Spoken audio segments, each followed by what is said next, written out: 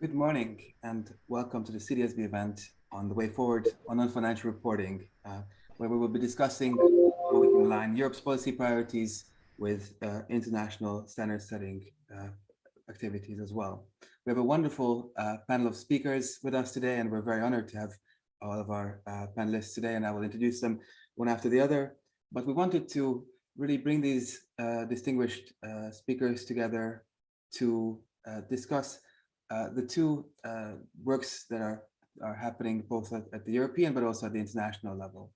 On one hand, we have Europe, as always, leading the way on non-financial or corporate sustainability reporting, and currently we are at the beginning of an ambitious review of Europe's non-financial reporting directive, supported by more detailed standards that are being developed under the European Financial Reporting Advisory Group's work, spearheaded by a special project task force, whose chair we have with us today. At the same time, international coordination is also at its most ambitious level, and we have the International Financial Reporting Standards Foundation, the World Financial Standards Center, taking a more active role in this space to bring more clarity and consistency into this space. And so with these two ambitious initiatives, we wanted to bring all parties together and have a good discussion about how these two processes can work together.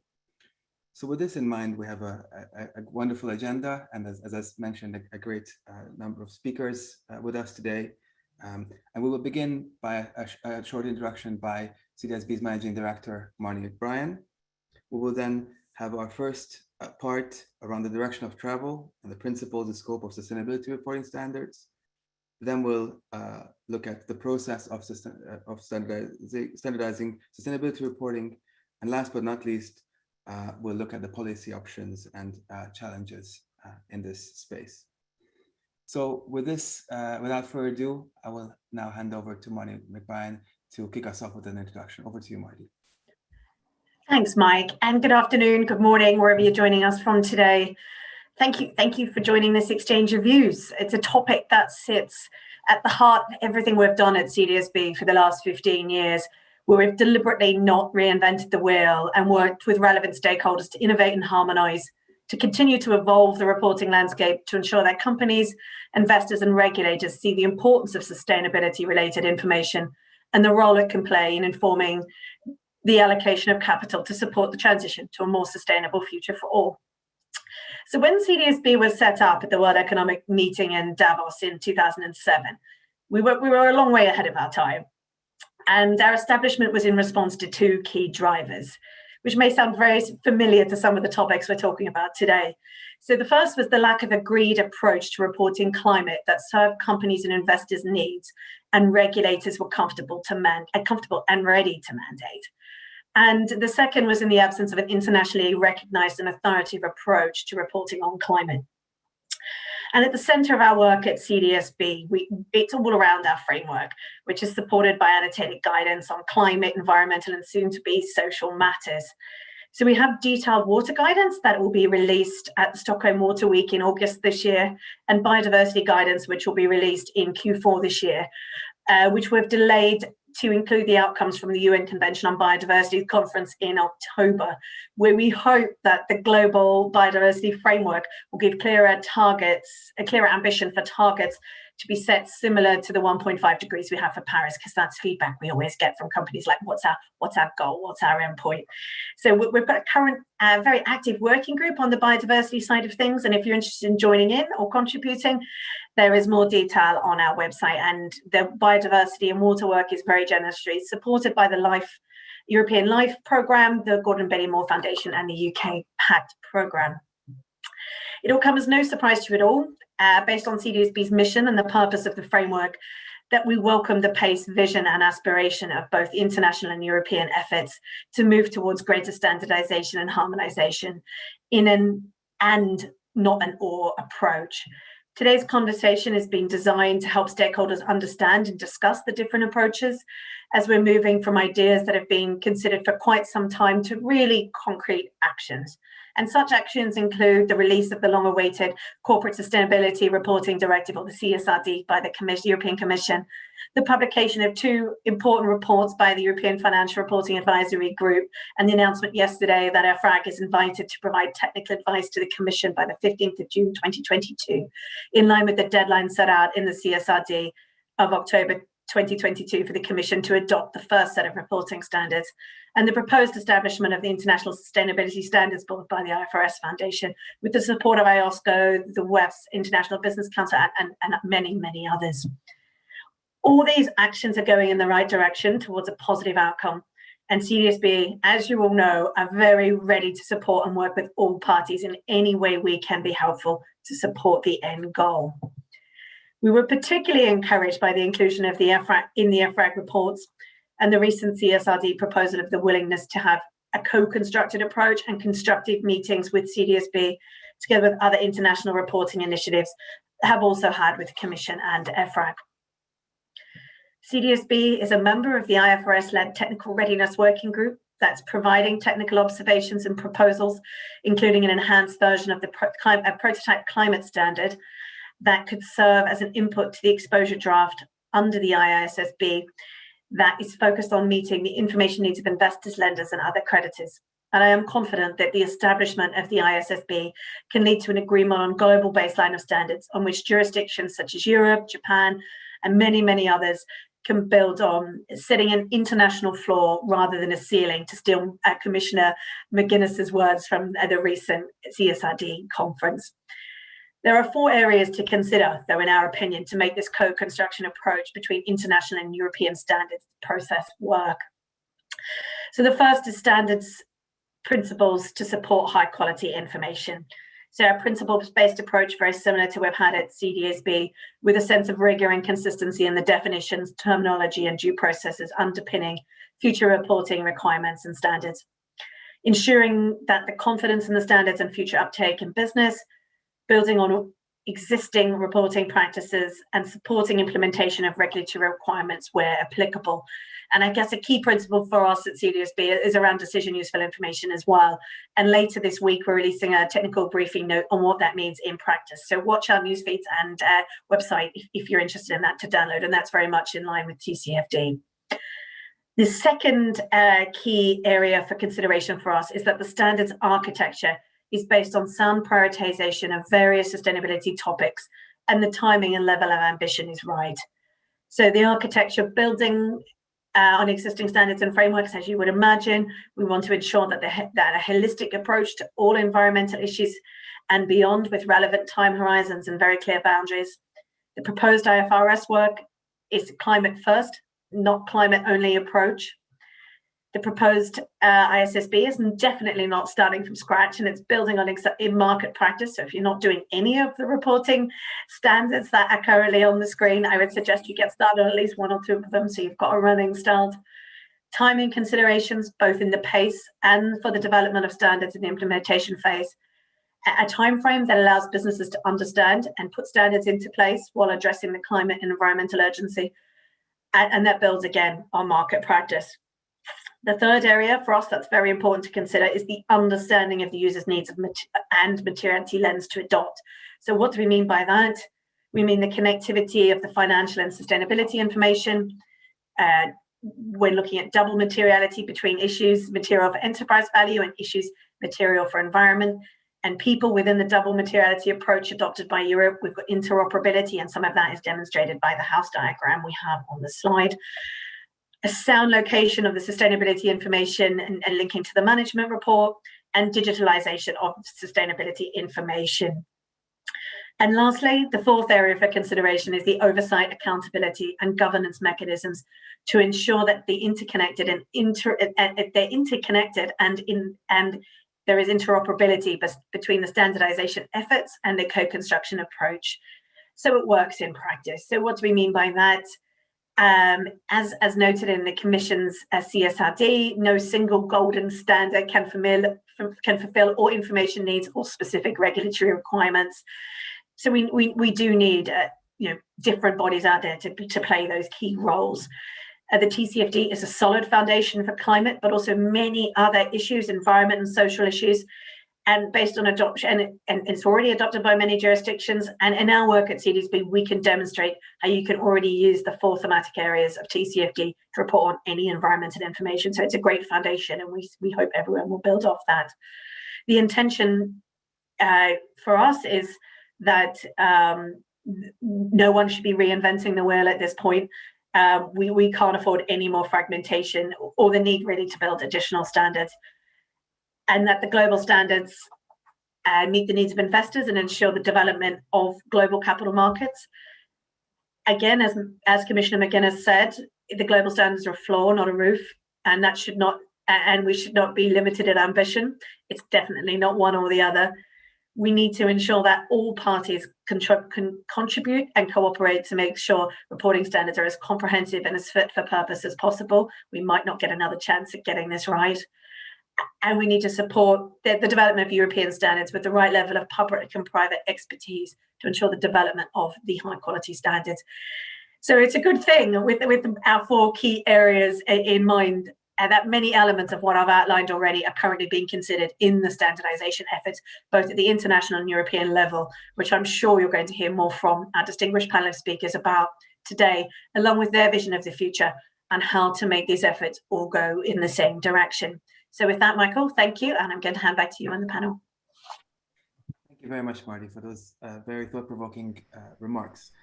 Before we move on to our first session, I wanted to also say welcome to the many the attendees that we have throughout Zoom, LinkedIn Live, YouTube, and other social media. We are streaming this simultaneously through various platforms, but please rest assured we are monitoring all the comments, all streams. So please do use the chat functions of the various platforms. We will look at them, and if you aren't able to send anything through there, then you can also, of course, message us via Twitter at CDSB Global or email us at info@cdsb.net. So please do feel free to send questions our way. With that in mind, let's move on to our first panel, our first series of speakers, which is around the direction of travel and the principles and the scope of sustainability reporting standards, where we'll explore a little bit about the 2 work streams, both at the European level and also at the IFRS Foundation.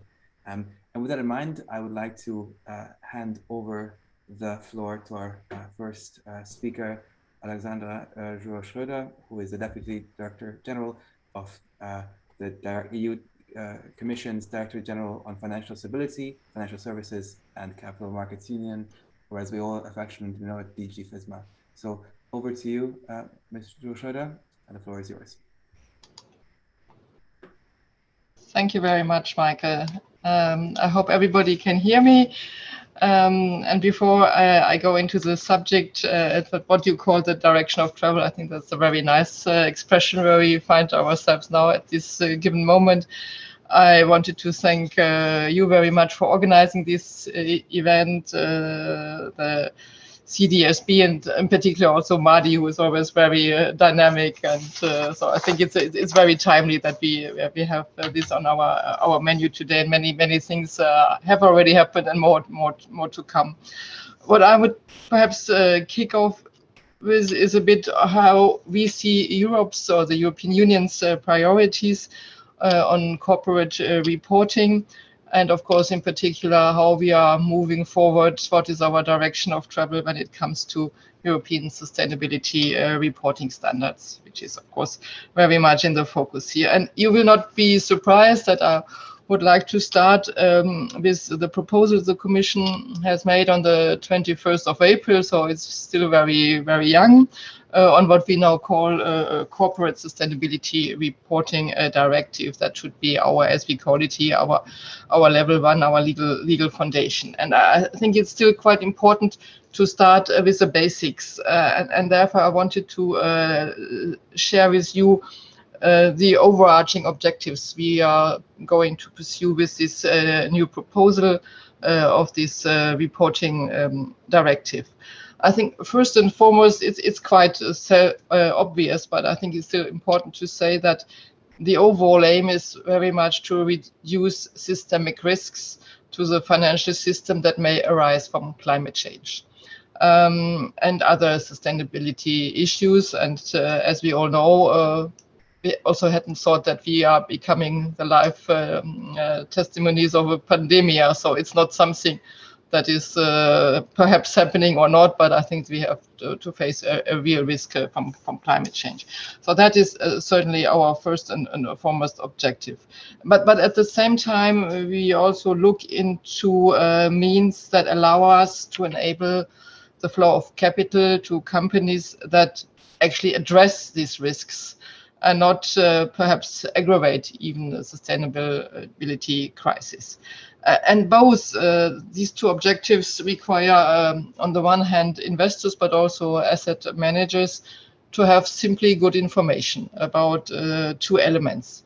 First, the sustainability risk to which the companies may be exposed.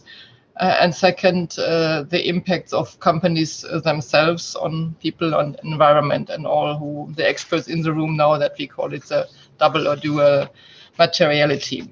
And indeed, Commissioner McGuinness has put it, I think, in a very clear terms recently by simply saying that sustainable finance is simply about making the right investment choices. And to make those right choices, you simply need good information. Let me come to our third objective or our third aim, that is to make companies more accountable for their impacts on people and the environment, part of our double materiality. That this means the target audience of the disclosed information includes also a wider public beyond financial investors, more or less everybody. And last but certainly not least, we think it's also a good moment to somehow simplify. Simplification is always very helpful because we see that everybody, especially of course investors, are often confronted with a very complex reporting landscape. So we really also want to go away with red tape and reduce unnecessary costs for reporting companies. And of course, as you know, and that's my second part of my introductory statement, is that now how we do this in practice. The devil is always in the details, you know, how we can come to a good mandatory EU sustainability reporting standard that will, of course, be at the heart of the proposal to meet the four objectives I have just sketched out. And there, the direction to travel is very ambitious, I have to say, because our intention would be that Efrag will publish a first set of standards by mid next year, mid 2022. Which the Commission could then adopt by the end of next year. And this is indeed a quite important, but also very ambitious road to travel. For us, it is first of all important, let me be a bit more explicit on the standards, that reporting standards need to be proportionate. That's why we envisage that we would have two separate sets of standards that will be developed. One should be for large companies that are the real big ones, and one should be for small and medium-sized enterprises.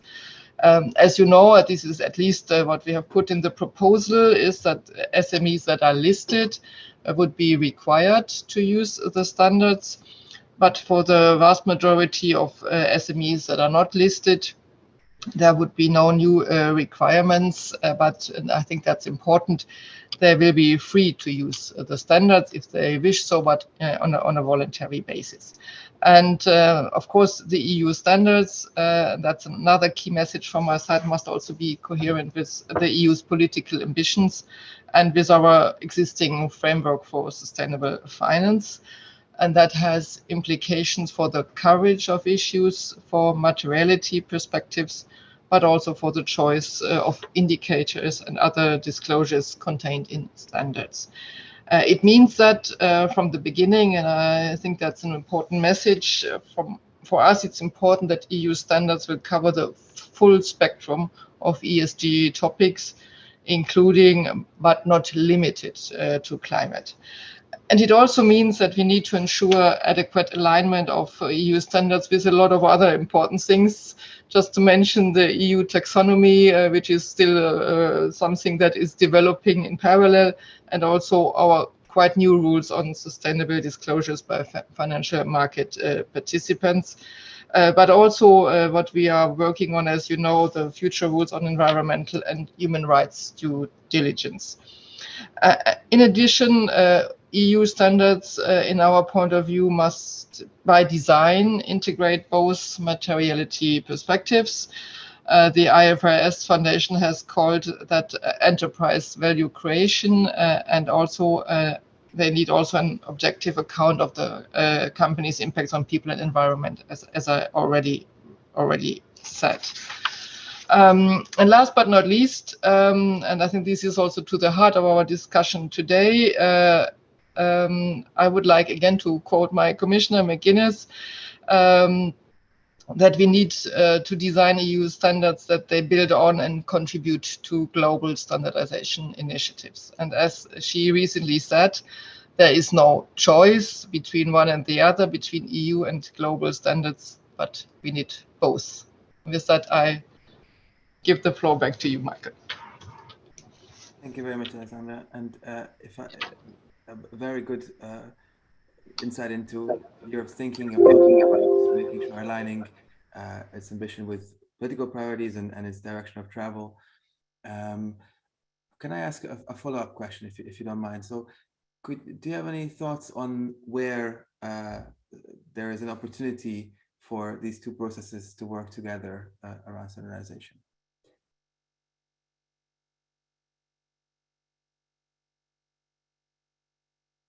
Yeah, that's a very good question.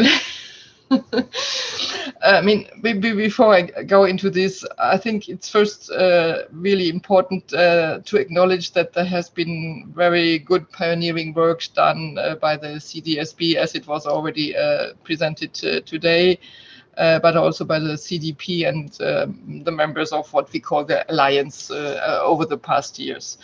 And together with the TCFD, I think you have shown collectively, and I think that's also important, the way forward. So a big part of my answer to your question would be that EU standards and new global standards should first of all build on what already exists. And it was already said in Madi's introduction that neither the EU nor the IFRS Foundation process should now completely reinvent the wheels. Okay, we are now in a new situation because this is also, as the timing is so tight. So we need not to reinvent the wheel, but to see how best we can develop on what we already have. Indeed, I think in my view, this formula of co-construction captures it very well, so that we could have this kind of working together between the EU and global standardization initiatives. And that would mean, in very practical terms, two-way cooperation and also open sharing of ideas. I think we have already gone down that road. Recently, we had two high-level meetings that were very important also to set the ground for this kind of approach. There are lots of ongoing informal discussions between Efrag and some of the alliance members, how they can best contribute to the European work. If I perhaps may say that the IFRS Foundation talks of using the TCFD framework as a basis, and we have taken care to integrate all the key concepts of these TCFD recommendations also in our proposal. So again, the concept of co-construction. And meanwhile, it's also good to know that the Alliance has produced what is possibly called a prototype climate standard, again, and under this umbrella of the TCFD work. So I think there is clearly a lot of common ground already. We believe it will be important that the IFRS Foundation to put in place mechanisms on its side to also ensure direct engagement with jurisdictional level initiatives. And as I mentioned earlier, for us, for the EU, it is important that we start and we have in the end a full set of standards covering all ESG standards, again, from the double materiality perspective. That is maybe not currently so much present or on the horizon at a global level, but from our side, I want to be very clear that we are fully committed to ensuring as much alignment as possible. We want global standards and we don't see them as the roof, but the floor of our common work. They should help to establish a global baseline and promote global comparability of information. But at the same time, and that is my last part of my answer to your question, Michael, at the same time, we also need a bit of flexibility to move further and faster because time is pressing in accordance with our ambitions, our legal framework. So if you get it right in a way that we build on the global work, but here and there we need a bit of EU specificities, I think then we get it right and we have done the right destination to travel. So we reach our destination finally. Thank you very much. Thank you very much. Very clear and helpful answer there. So with that, allow me to hand over to Michel Merlin, trustee of the International Financial Reporting Standards Foundation, the IFRS Foundation, who's of course working on coordinating us and others in coming up with this international standardization process. So with that, Michel, the floor is yours. Thank you, Michael. And first, thank you for having me today. It's a privilege to be here and a great opportunity to explain what we're trying to do and what is in front of us and how we can work together to that shared set of objectives. I think as sort of a brief introduction, I would say that, it's very clear to all of us that there's a broad consensus on the need for a global solution to sustainability reporting. And the need, we all know, is very acute for capital markets, where today the current situation is impeding the ability of the private sector investment to drive meaningful progress toward the net zero across the global economy.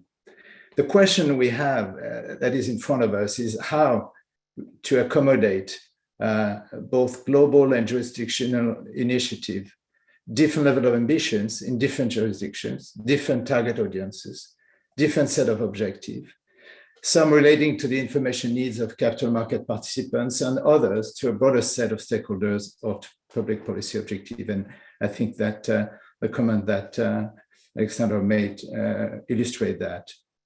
The honest answer I think we reach is that no single global disclosure standard can accommodate such a diverse range of objectives. And instead, what we have been proposing at IFRS is to develop a high quality global baseline of corporate level reporting for capital providers that benefits from widespread global adoption. One which meets fully its stated objectives, one which is fully compatible and interoperable with and does not constrain in any way the ambition of jurisdictions such as the EU that want to go further or faster, or indeed other international initiatives that serve a broader set of stakeholders, and one which can be incorporated into the EU and other national standards. And I will actually go back to the title of this session, Can we align your policy priorities with international standard setting? I think if at least from our perspective, this is not a matter of alignment. This is really a matter of developing compatible, interoperable standards, basically, that can be used and provide to users across the world a common set of definition, metrics, and information that will drive investment decision. Now, to do so, we need to be dynamic, we need to be agile, we need to be constructive in our cooperation and with all jurisdictions, and among which obviously importantly Efrag and the European Commission, but also in other part of the globe, the SEC, the FASB, and others.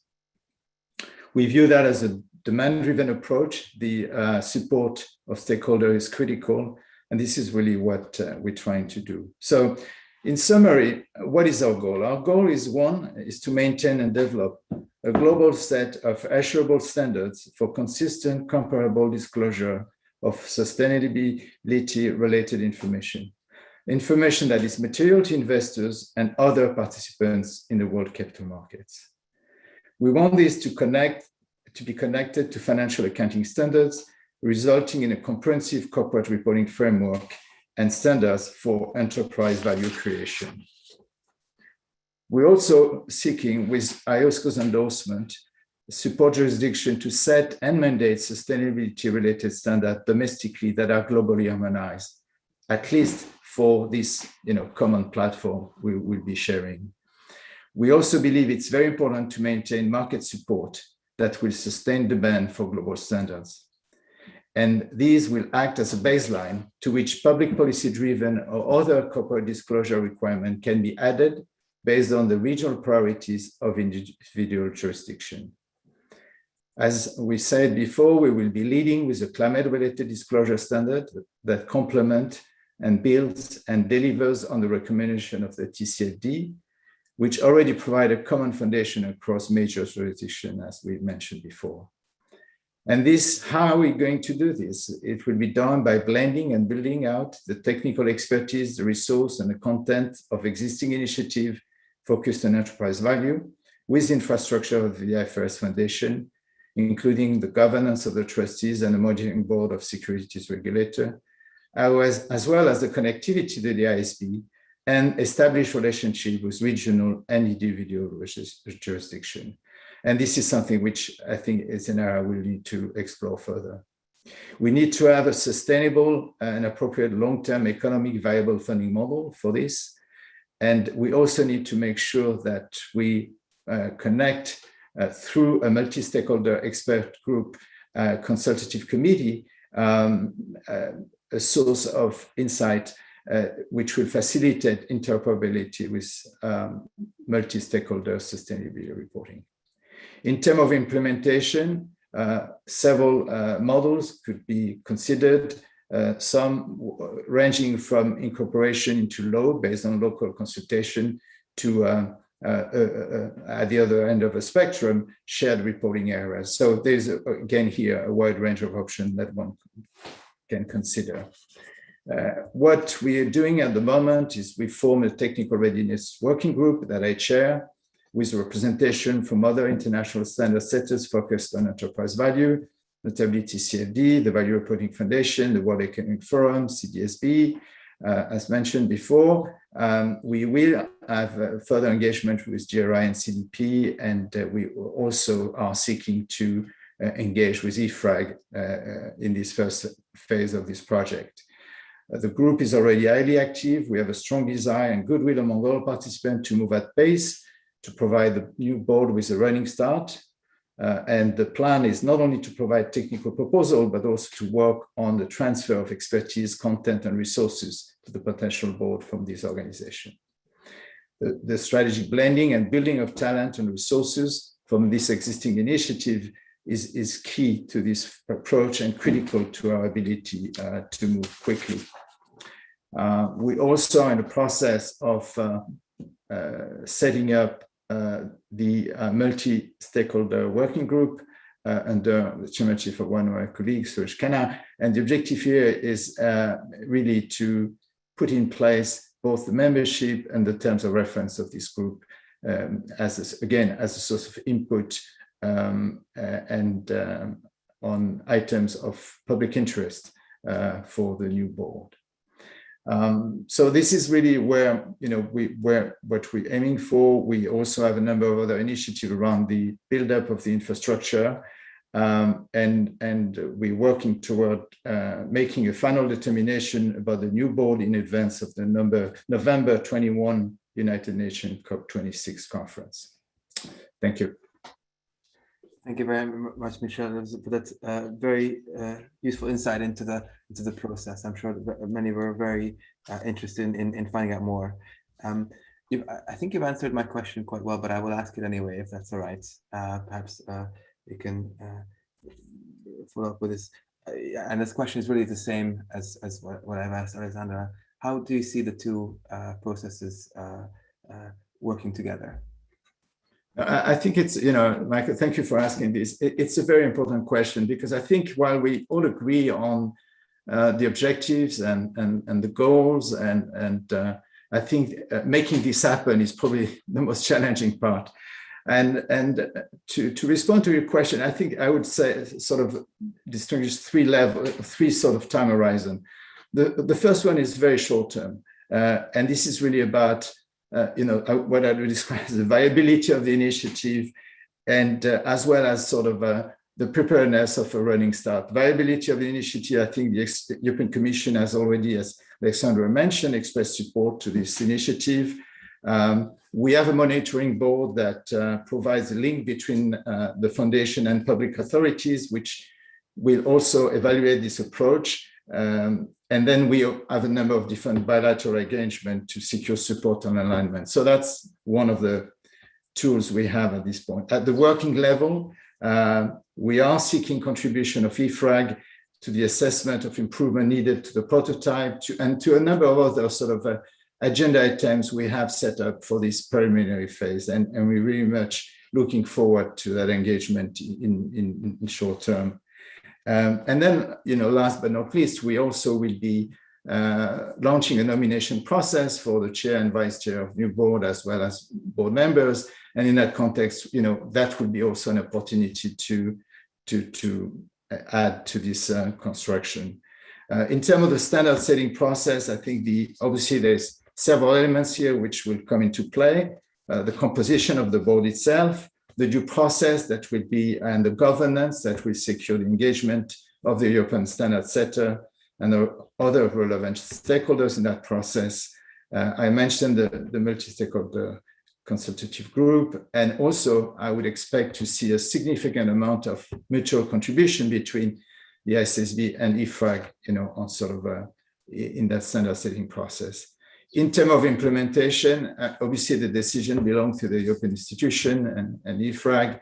As I mentioned, a spectrum of a model can exist as to how to, make sure that the standards are implemented. And but I think what is really important to remember here is that this is not about EU standards aligning to global standards. It's really sort of developing an approach that provides a pathway to a fully compatible standards, basically. And we have a long history of cooperation between Efrag and the IFRS Foundation, and I hope we can build on that. Thank you. Thank you very much, Michel.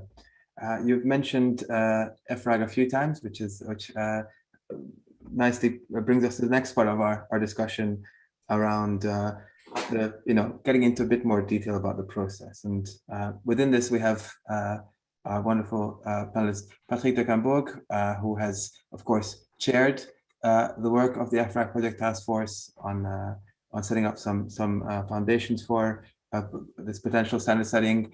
And as such, I'd like to invite you, Patrick, to give your remarks as well, please. The floor is yours, Patrick. Thank you. Thank you very much, Michael. And good morning to all. Thank you for inviting me. Maybe a quick word on the role of Efrag going forward. As explained very clearly in the draft directive, the role is a role of elaboration of standards.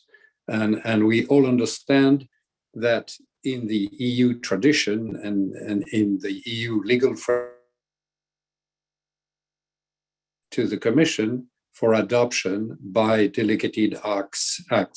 This is important because this is giving a public legitimacy to the standards, and the role of Efrag is, of course, a role of a technical role, technical advice. The second point which I wanted to make on Efrag is that it's not no change will take place on the organization related to Efrag's endorsement advice role on the international financial reporting standards. The current financial reporting leg, will remain unchanged. The third point on the role of Efrag is that as a consequence, there is a creation of a second leg dedicated to sustainability reporting standard setting. And that will be organized following the recommendations made by the chairman, Jean-Paul Gauzès, in accordance with the Efrag model, which is very dear to the EU system. i.e., it tries to combine, one, a robust stakeholder engagement at senior level for decision making, which is based upon contributions in kind from stakeholders, and two, skilled technical and drafting capacity at permanent secretariat level funded on the budget of Efrag. So this is a model that might be a little different from other models, but which has proved pretty efficient. This should be put in place in 2 phases. Well, currently, we will, as I will say it in a minute, Efrag will start elaborating standards immediately in project mode. And at the same time, Efrag will modify its governance. So we are moving into, as we speak, and following the request made by Commissioner McGuinness on the meeting held on May 6th, we are moving in this new phase, which is transitional towards the proper governance and final governance that probably will be in place early 2022. So that's the role of Efrag in very short, on the basis of a very, very short summary. As regards the key success factors for the EU standard setting, I would like to mention, of course, Alexandra Ajour-Schroeder already mentioned the challenges, and it's demanding both in terms of substance and in terms of timetable. Therefore, I would like to mention 5 key success factors very quickly. The first one is to build on the extensive preparatory work that has been carried out by the task force. A lot has been done already to pave the way forward. And I think both in terms of foundations, conceptual frameworks, target architecture, and also the pragmatic roadmap that was proposed to the Commission. And from what we understand, we have to work in the continuity of what has been recommended through the 54 recommendations made. Second point is that we need to operate in project mode immediately due to the time constraint and given the request by the Commissioner. Project mode without, and that point 3, without any compromise on the due process, because we are expected, and that's absolutely natural, to operate with the highest standard setting practices in accordance with the highest levels of standard setting practices. So this is being considered as we speak, how to establish a due process. Point 4, success factor, prepare for a proper handover as soon as possible to the renewed governance and the second leg I was mentioning. And 5, at the same time, as mentioned by Michel Madelin, for instance, establishing the proper lines of communication to co-construct, and as it has been mentioned by Alexandra Ajour-Schroeder as well, not reinventing the wheel, building on, contributing to communication. We already had 2 meetings, 2 high-level meetings, including involving the Commission, and we have contacts to develop what has been agreed upon in principle, but of course that requires additional efforts and proper organization. Co-construction means working together. It doesn't mean that everyone would be working in his own corner and try to find compatibility afterwards.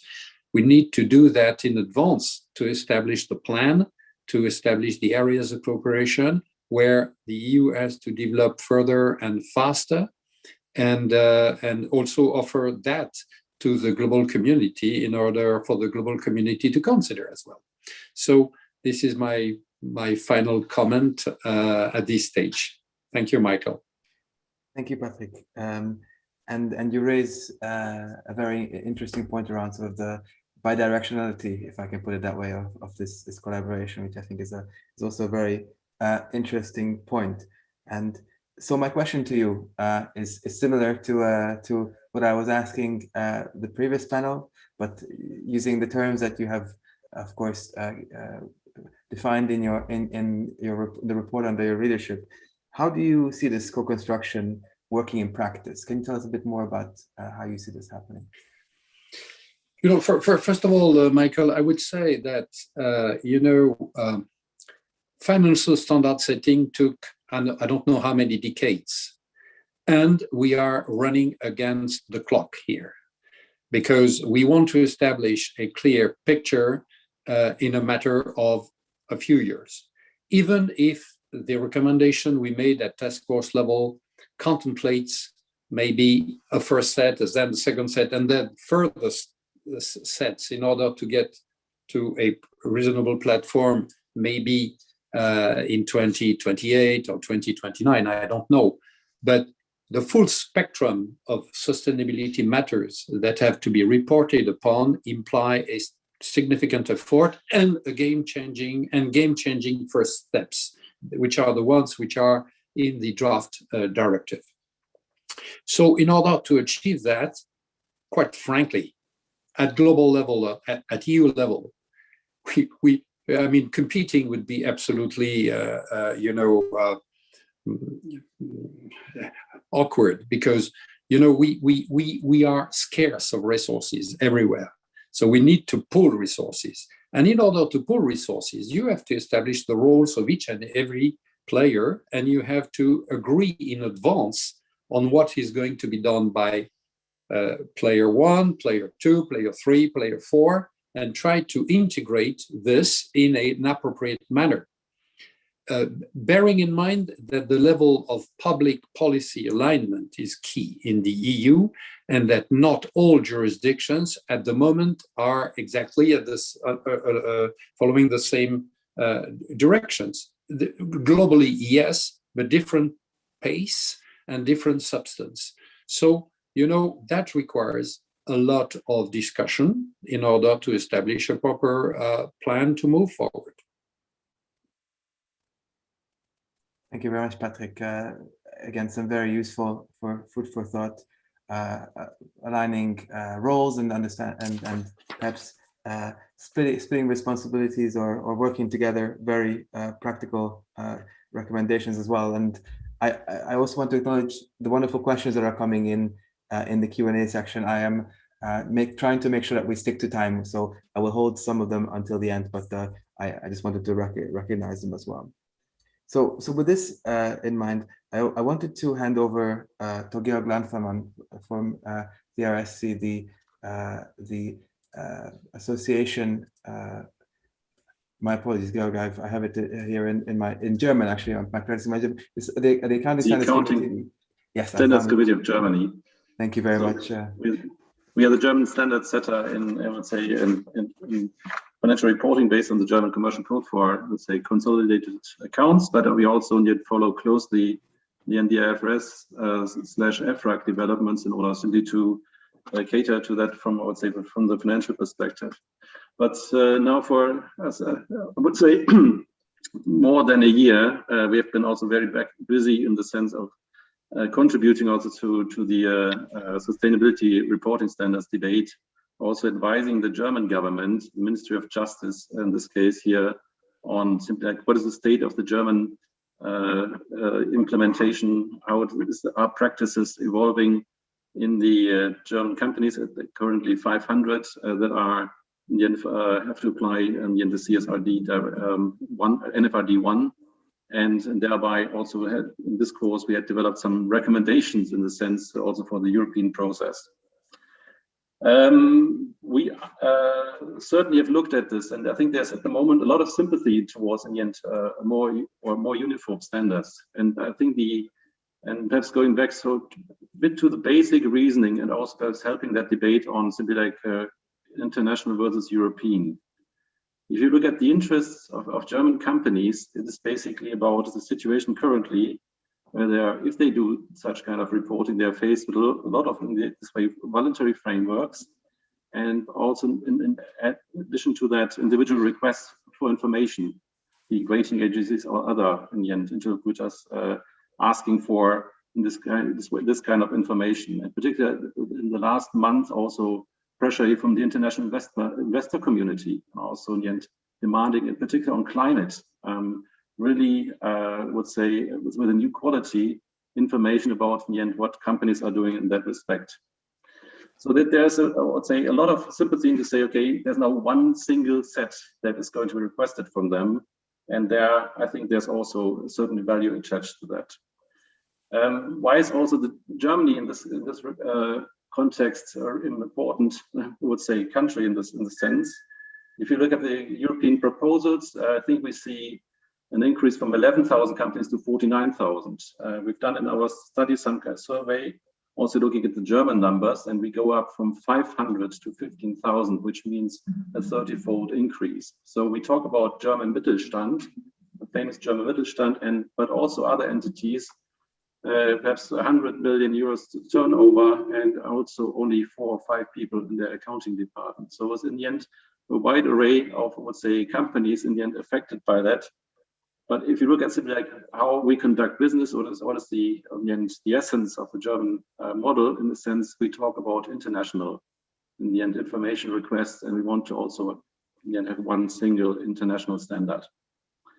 In this sense, we discussed certainly what could be an appropriate solution, and we still stick here very much in the end with the international sphere. And also there we could imagine some, I would say, at least the possibility, and we don't talk about it yet immediately using that, possibility to at least have some kind of level 2 implementation mechanism in the end comparable to IFRS's, also in the CSRD proposal.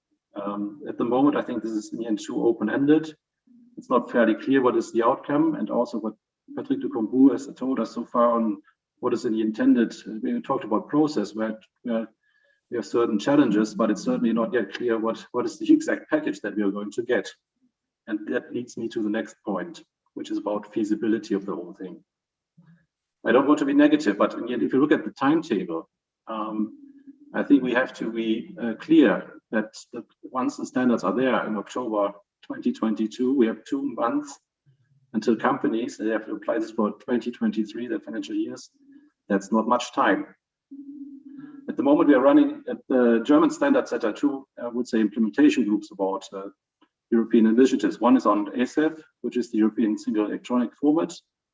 And the second one is on EU taxonomy. And there, at the moment, we see a lot of, I would say, questions, struggling also a little bit, partly with a bit rushed, I would say, implementations, and thereby causing a lot of questions among companies implementing those provisions. So we have to be careful that we get it right from the beginning. That's my plea. So that means also simply like considering simply what we need to do first in this context. So there's certainly, as I said, much sympathy to go ahead, to push ahead, and also at the German accounting standards that we try to reflect this in our work, how we structure ourselves, and to provide some, I would say, positive aspect to that. And in this way, we look very much forward also to this new structure within Efrag setting standards. This is certainly not going to happen before the end of the year. We see a little bit of certainly reservation, the intention to rush ahead. We have to really focus, in a sense, focus on what is in the end the immediate priorities. And there, of course, we've got the climate issue on the table. We've got those requests from the international sphere. And on the other hand, we've got also certainly from the sustainable finance, I would say, legislation. And we mentioned, I think, Alexander Schröder, the EU taxonomy, but also in the sustainable finance disclosure regulation, certain information needs from other market participants. And these are also in this way important that we find some solution there as well. And going beyond that, certainly you should also see whether we can entrust further parts rather to the, I would say, to be established new structure. And there we also reached out to Jean-Paul Gauzès at the last General Assembly, because also the accounting standards set of Germany is part of the Efrag structure, and together with the other German-speaking Austrian standard setter, we simply reached out to Gauzès to offer our help in this regard. We are willing to, in the end, do our part in that, and simply are interested, as I said, in this, I would say, a good international standard for the immediate future. Thank you very much, Georg. And if you are able to, if you understand German, I do recommend you to look at the Accounting Standards Committee of Germany's review of Germany's reporting, but there is an English summary available. I highly recommend reading it. It's going into great detail and great evidence for the way forward. So my question, Georg, to you is the same. How do you see this co-construction happening in practice? As I said, we look at with very much sympathy to that. Co-construction is an essential bit, and simply to find this international uniform solution to the extent possible. We still certainly there are some I would say additional European needs, but we certainly for the short term, I think we have two choices. Either simply we do this in a way that we want to keep the timelines, and there we have to prioritize, and there we have to be very conscious about what we really need in the short time frame. Or the second option, I think this is not simply something that we can really consider to say, okay, you want, I would say, a very comprehensive package in the foreseen timeline. I think there we can certainly debate for some time, but I think also in terms of like co-construction and immediate results, we certainly would rather prefer this prioritization route. And there, I think we have to be very, very conscious about what is actually needed in a short time frame and what is in the end nice to have with a longer time horizon. Some difficult. That's clear enough, Michael. Yes, it was some difficult prioritization to be had for sure. This is not an easy process. Thank you very much, Georg. And we'll move on now to our policy discussion. Of course, Alexandra Joshua highlighted the importance for Europe to also align this work with its policy priorities. And for that, we have two speakers. We will stay in Germany first for the Association of German Banks to provide their remarks. And unfortunately, Christian Rüssig was not able to join us due to health issues, but we are very happy to have Thorsten Jäger, who is the head of sustainability at the Association of German Banks, to provide their remarks. Thorsten, the floor is yours. Thank you very much, Michael. Yes, so unfortunately, Christian Rüssig cannot be here today, so he asked me to join this panel. Well, sustainable finance is not only high on the agenda of the European Union, it is also high, of course, for the private banks in Germany. The European climate goals and also the European Sustainable Finance Action Plan are ambitious, but the objectives are right, and we fully support them. Having more transparency and better disclosures, I think, are key elements and key pillars in enhancing the transformation and supporting the European climate goals. It is important that we have a coherent framework, especially as all the different work streams, be they the taxonomy, risk management, prudential disclosures, and they all mesh together. And so it is very important that they fit together in the end. Especially when we talk about non-financial reporting, we must achieve consistency.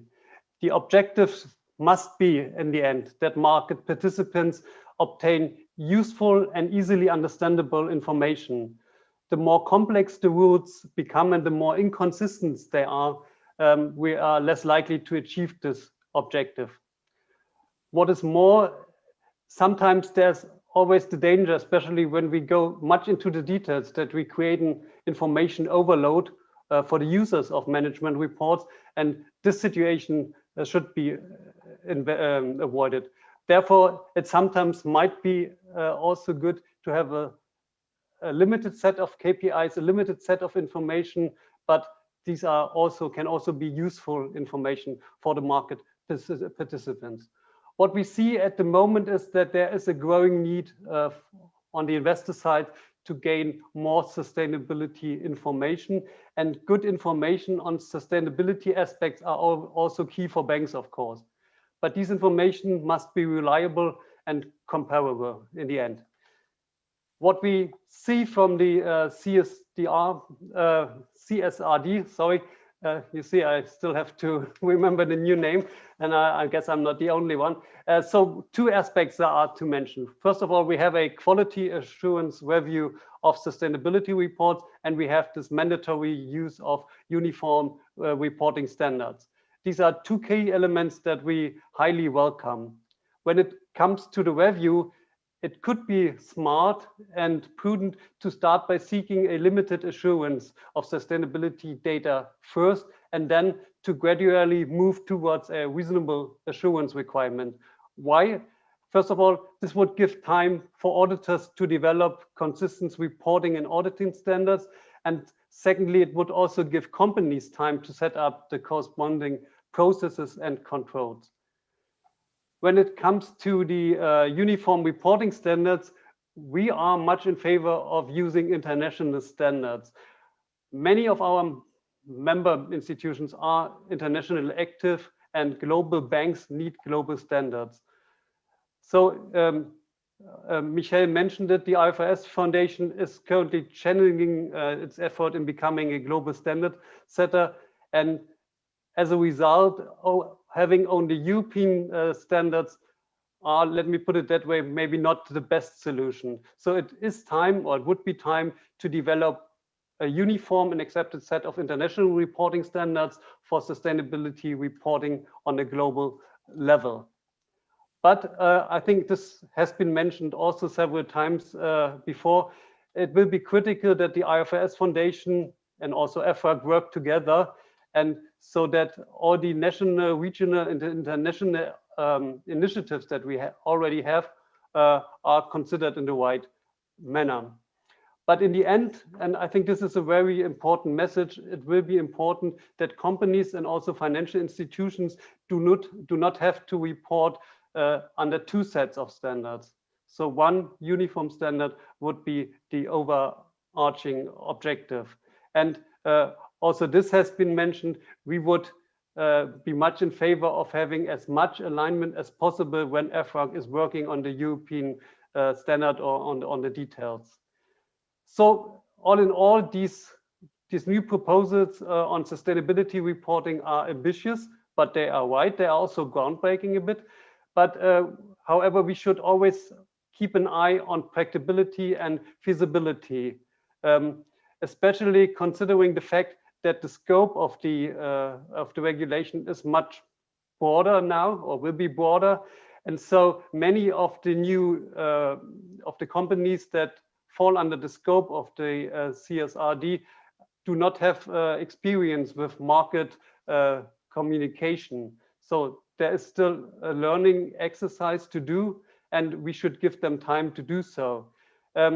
Speaking of time, Georg also mentioned it. The time frame is very, very ambitious. So we will have the details by the end of next year, probably.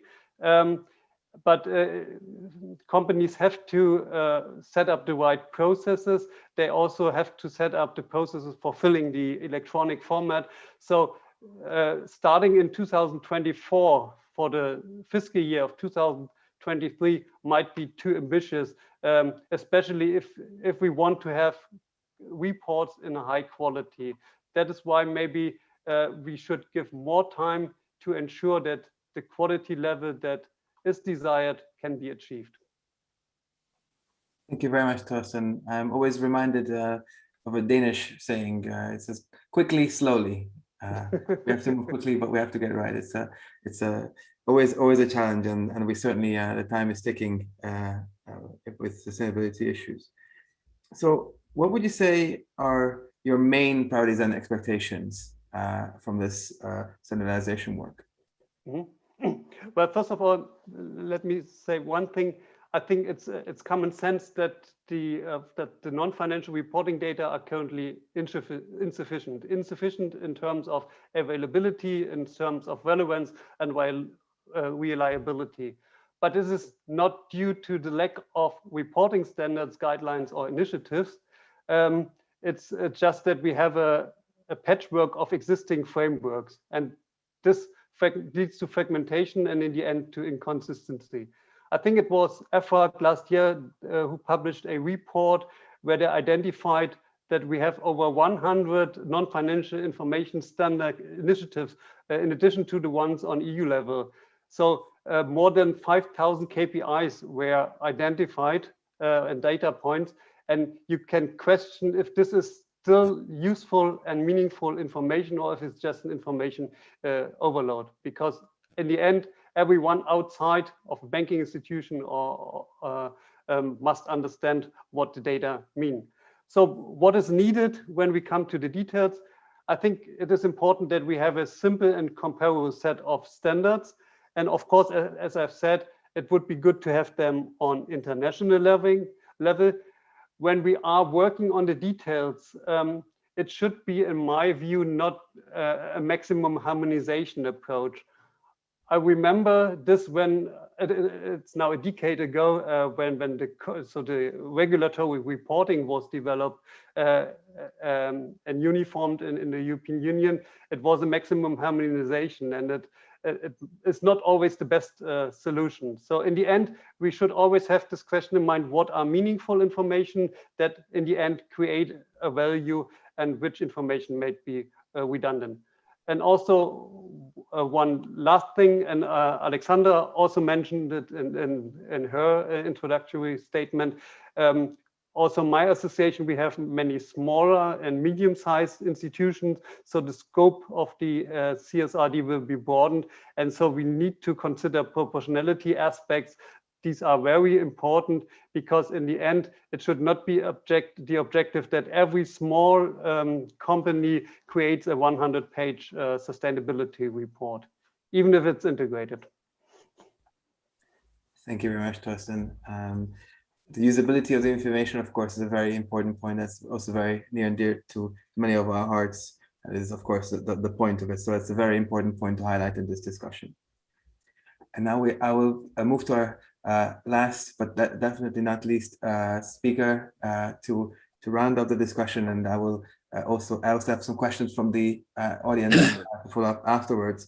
But first, I wanted to hand over to Sirpa Pietikäinen, who is an MEP at the European Parliament and has been, of course, very instrumental and very vocal in the debates in Europe around non-financial reporting and then, of course, the current revision of the Corporate Sustainability Reporting Directive.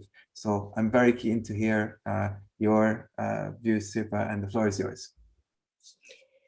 Thank you so much. And firstly, thank you very much for CDSB organizing this debate and discussion.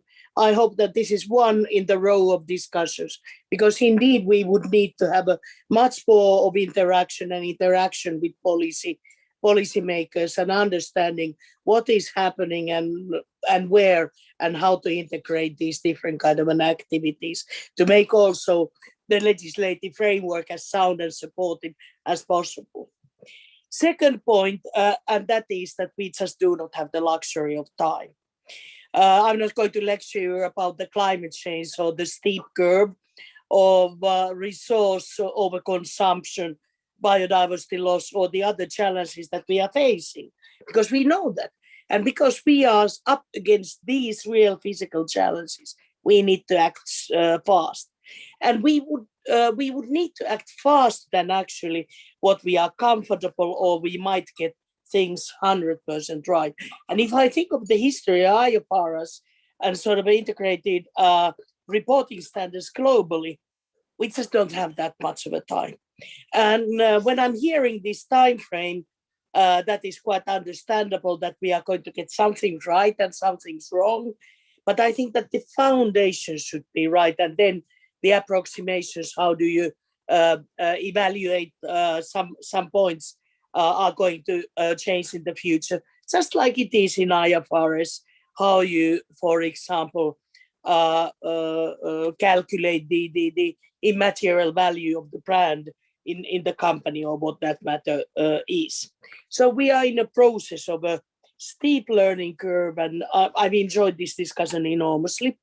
And what I think was very important mentioned is that it means that we need to work together and very closely, and to see who is doing and what, because otherwise this is unsurmountable task. And Patrick actually referred to that one, that we would need to sort of have this kind of a divide of the work a bit.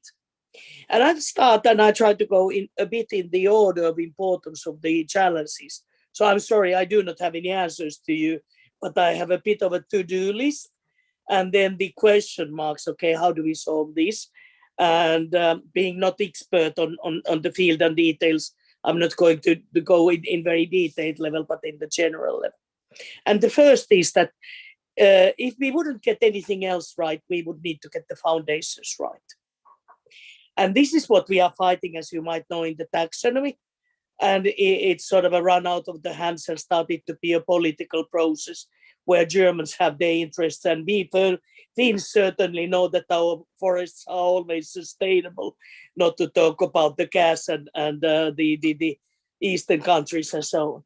And if we sort of do that, we just do not have the second take to correct the foundations. And this is actually what we have not talked so much, and I'm not expecting to have the answer right now and today. But I'm sort of seeing two levels of processes going. The another one is what I see in UN Environment and in the Commission, not in the FISMA, but on the DG Environment, how you calculate natural capital. What is your sort of understanding? What is the climate budget? So how much CO2 we have to consume within the next 30 years? What about then the biodiversity? What actually, how you calculate, how you put the limit? And then we would need to have, and actually there are some efforts, at least by the UN, sorry, it's the allergy, to have the sort of understanding of resource budgets. How much aluminium, how much whatever forests, how much this or that we have. So, and the EU is referring to this, and the Parliament, and we very firm on this fight, that the standards and whatever indicators needs to be science-based. And of course, no one knows what is the fact in after 50 years, but at least it would need to be the best available precautionary principle information. Sort of this kind of an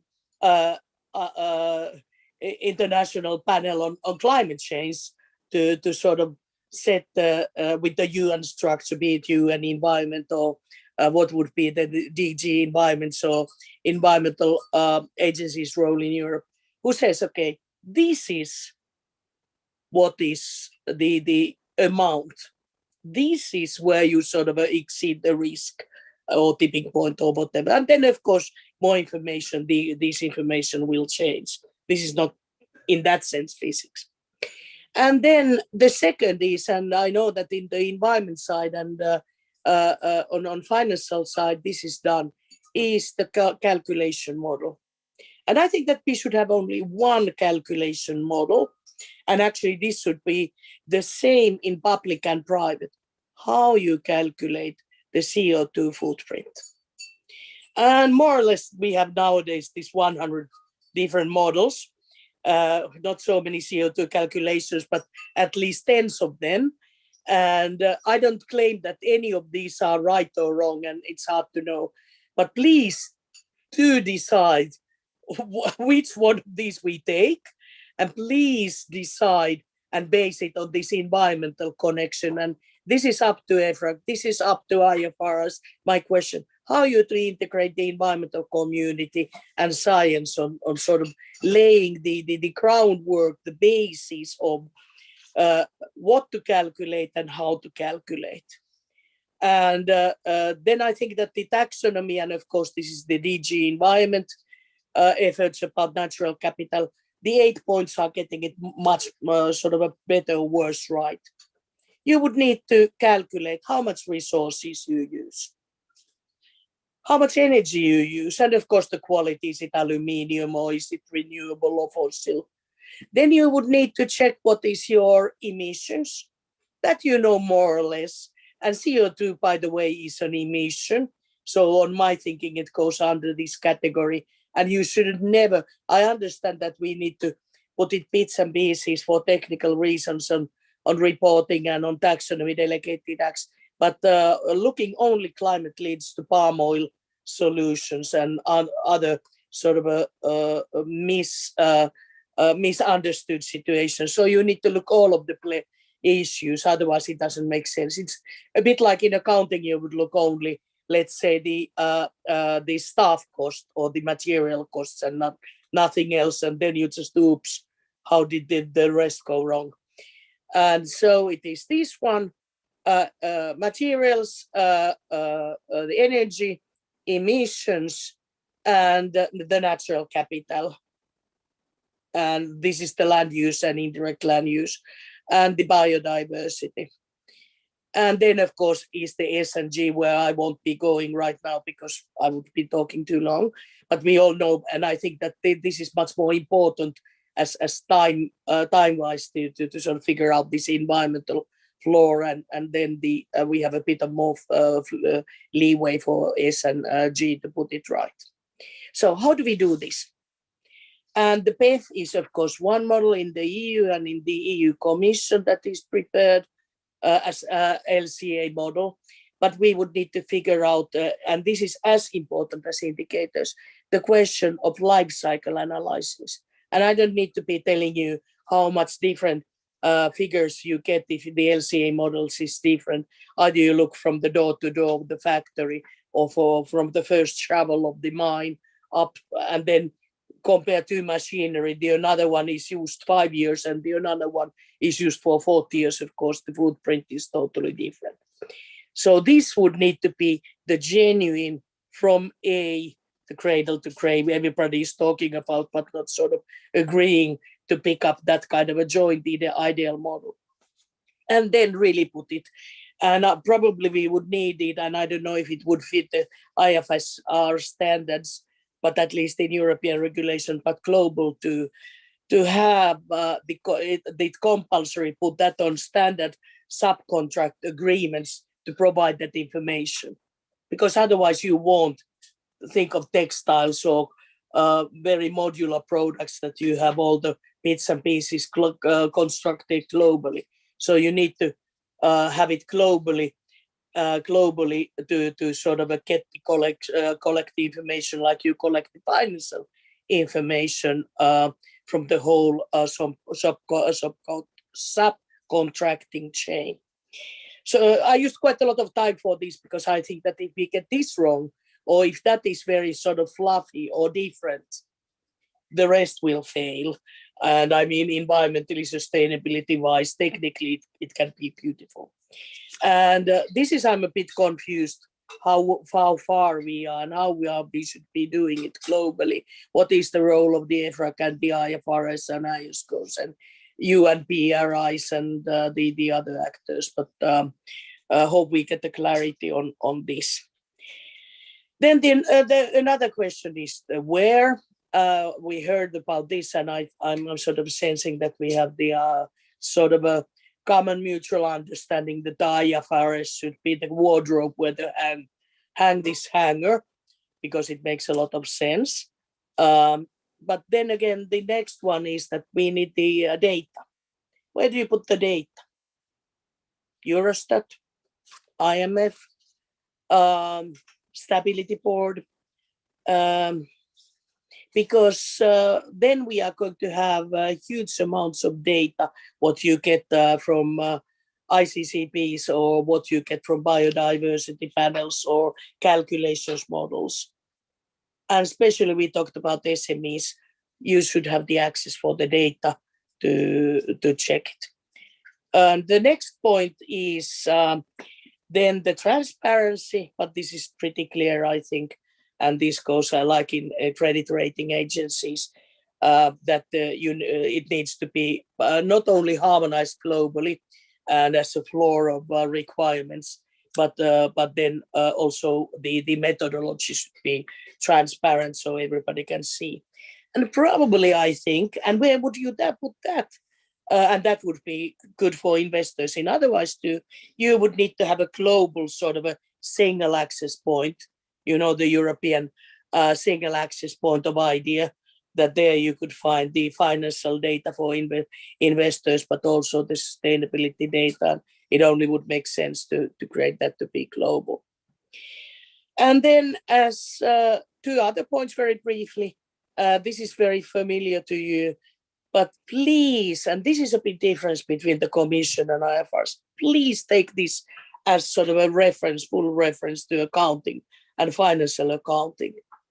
So you take different figures and you do not set that kind of green and bad limits that much. And Europe wants to do it, I want to do it, but I think that globally it makes a lot of sense that you just have sort of the risk limits like you have in other fields of risk assessment, that, okay, now you are going on red.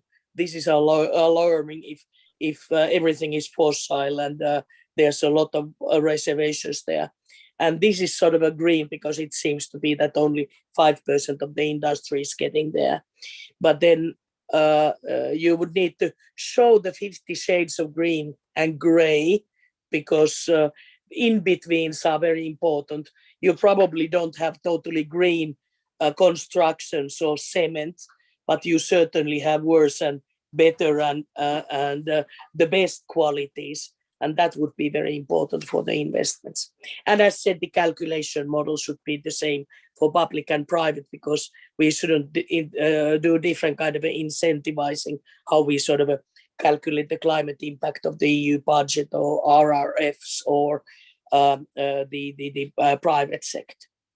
Then on topping of that, and this is a bit less clear to me, is we would need the analyzing models. Just like in IFRS, you have the models, how you calculate the return on investment or the immaterial brand value. Someone would need to have this kind of a certain frames and models agreed and harmonized. Okay, this is how you analyze, for example, the risk in the future. And this should be reflected then in the Basel.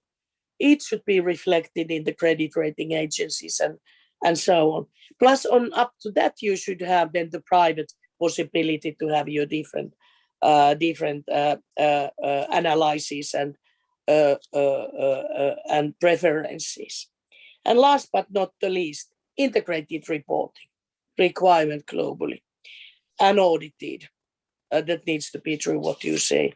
And the last but not least, and this we do not have the time, but certainly I have had lengthy discussions and I would need much more, is about how we understand globally the materiality, double materiality and triple materiality, or then just sort of framing it in the risk. I don't think that the difference is that big actually, but we would just need to be very open and understand what is the content of these terms and how to put it, whatever you call the doc. Thank you. Thank you very much, Sippo. And by the way, may I say, can we have the PowerPoints? Because I have taken some notes, but not all of those. Thank you. Absolutely, and we will share the recording and the PowerPoints after the event as well. And thank you very much for that very good overview. I think you've highlighted quite a few important issues around going beyond climate and environment, and the S and the G, of course, the importance on agreeing on the basics, on the methodologies, going global, very important element, especially in this broader sustainability issue, and of course highlighting the need to move quickly and to move quickly together.